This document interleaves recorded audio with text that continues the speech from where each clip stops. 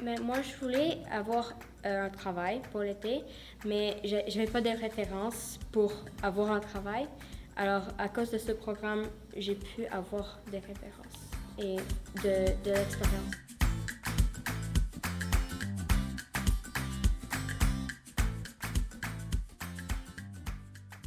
Bonjour tout le monde, Lisa Bayard-Weaver de la Maison Saint-Colomba. Bienvenue encore à notre série web. Donc, j'aimerais commencer par présenter mon collègue de travail, Aki McKay, qui est responsable et coordonnateur des projets adolescents. Bonjour. Bienvenue, Aki.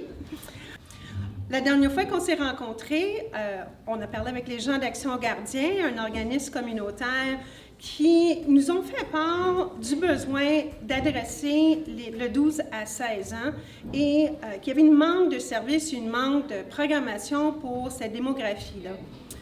En réfléchissant sur nos propres programmes ados, on a mené une consultation communautaire en fait, ça a été, on avait embauché 4 jeunes pour mener et faire la consultation auprès des autres jeunes dans la communauté. C'était un projet d'1 an qui a sondé proche de 200 jeunes. Puis un des grands sujets, c'était le manque d'emploi pour les jeunes dans le quartier. Quand j'étais en 6e année, ils sont venus à mon école et ils ont dit « On va te payer pour apprendre à devenir un moniteur. » J'étais comme « Wow! » Ensuite, j'ai comme un peu oublié. Alors, c'est maintenant 3 ans plus tard, je voulais un travail pour l'été et quelqu'un au YMCA m'a dit « Ah, tu devrais faire ça. » J'étais comme « Ah, c'est la chose où ils te payent pour devenir un moniteur. » Et tout de suite, j'ai pensé que c'est cool. On a pris 8 jeunes du quartier pour faire des formations avec eux, de travailler dans notre camp du jour. Cette année, c'est la première année, grâce à diverses subventions, qu'on a augmenté le numéro de jeunes qu'on emploie à 12. Comme j'ai venu ici quand j'étais un enfant, Aki m'appelait et a dit qu'il y a comme opportunité de travailler ici pour l'été.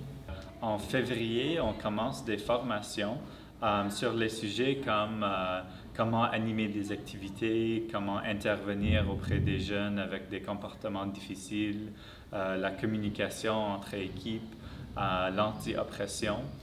Puis en même temps, les jeunes font du bénévolat dans notre programme après l'école ici. Ça amène du confiance et avec les enfants et du bonheur de travailler avec des enfants. Ils aiment beaucoup être avec moi, je pense. Suite à tout ça, pour 5 semaines en le mois de juillet, les jeunes travaillent ici à notre camp du jour et reçoivent un petit honoraire pour le travail qu'ils font. Puis là, c'est vraiment c'est comme leur premier emploi. Ils doivent être ici chaque journée de 8h30 à 4h30. Ils participent dans les grandes réunions d'équipe avec tous les staffs du camp du jour. On a des réunions 1 à 1 avec moi pour créer des buts ensemble, de regarder leur progrès avec leurs compétences, leur travail avec les enfants. Tout ce que j'ai appris était utile, honnêtement. On a appris tellement beaucoup sur comment gérer des enfants, comment les parler, le ton de la voix. On a appris vraiment beaucoup. C'était genre 2 ans d'entraînement, j'ai appris beaucoup, c'est sûr. Ouais. Il y a beaucoup d'autres jeunes qui ont fait partie de notre programme, qui maintenant ont eu des autres emplois dans la communauté, dans d'autres camps du jour, de travailler avec des enfants, mais aussi avec des adultes avec des déficiences intellectuelles,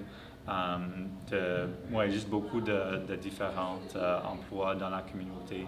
Alors, ils deviennent des leaders, puis la prochaine génération qui fait des changements positifs. On a pris 2 partenariats cette année avec 2 autres camps du jour, le camp Cosmos avec l'organisme Montreal City Mission et aussi le centre Khadija qui est un mosquée dans le quartier. On a choisi ces deux camps parce qu'ils ont comme des approches similaires pour comment ils travaillent avec les enfants. On a pris des réunions avec eux pour s'assurer que nos jeunes seraient bien soutenus. Je me suis sentie vraiment bien accueillie. Fatima et tous les enfants étaient vraiment gentils avec moi. Les enfants se comportaient vraiment bien. Ils criaient même pas. Quand tu dis « assis-toi », il s'assit. Et même s'il fait quelque chose de mal, il me dit « désolé » tout de suite. C'était vraiment parfait. Comment est-ce que les enfants comme ça existent? Il y a 50 langues maternelles qui sont parlées ici à Pointe-Saint-Charles. Et comme tous nos programmes à la Maison Saint-Colomba, sauf 2, ce programme-là est bilingue. Ça veut dire qu'il soit unilingue, anglophone, francophone ou bilingue, sont toutes bienvenus. Et sur une journée régulière, peut-être tu peux en parler plus, comment ça va au niveau les ateliers, les formations? Oui, sûrement, mais toutes les formations, je les donne en anglais et en français. J'essaie le mieux que je peux de traduire chaque morceau de l'atelier, mais des fois, je vais juste faire un morceau anglais, un morceau français. Puis ce que moi je trouve beau, c'est je vois concrètement des jeunes qui, par exemple, parlent seulement l'anglais, puis leur français, le niveau de français, c'est assez bas.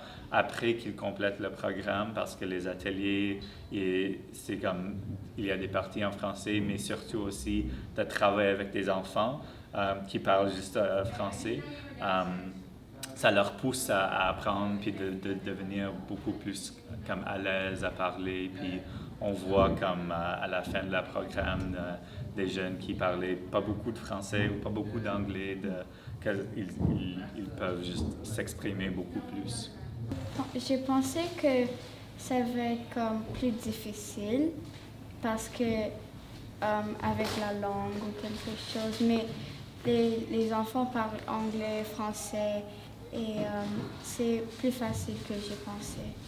Les adolescents, c'est comme un tranche d'âge dans notre société où il y a comme beaucoup de stéréotypes, de voir qu'ils sont vraiment comme capables, qu'ils sont motivés, qu'ils veulent travailler, puis de voir aussi les relations entre les enfants et les ados, de voir comment les jeunes de différents âges, mais du même quartier, c'est les adolescents qui sont les modèles pour les plus jeunes. Puis, tu sais, un enfant de 6 ans va regarder le jeune de 14 ans qui travaille dans le camp du jour, puis dit « Ah, moi, je peux être comme lui dans quelques ans. » Puis ça, c'est juste vraiment beau à voir. Je trouve que ça arrive souvent, mais les enfants adorent dessiner sur moi. Et je trouve ça drôle. Ce programme-là, d'ailleurs, qui est supporté par The Vision Fund et également le fonds de Erskine and American, ça nous permet vraiment de donner des outils aux jeunes pour qu'ils puissent devenir les personnes qu'ils peuvent devenir. La plupart de ces jeunes-là, ils ont des vies extraordinairement difficiles. D'avoir le privilège de leur permettre d'utiliser des outils pour trouver leur voie, trouver leur confiance. On est vraiment bénis. On est vraiment bénis. C'est vrai, Dieu est bon. C'est vrai, Dieu est bon. C'est vrai, Dieu est bon. Dieu est bon. Dieu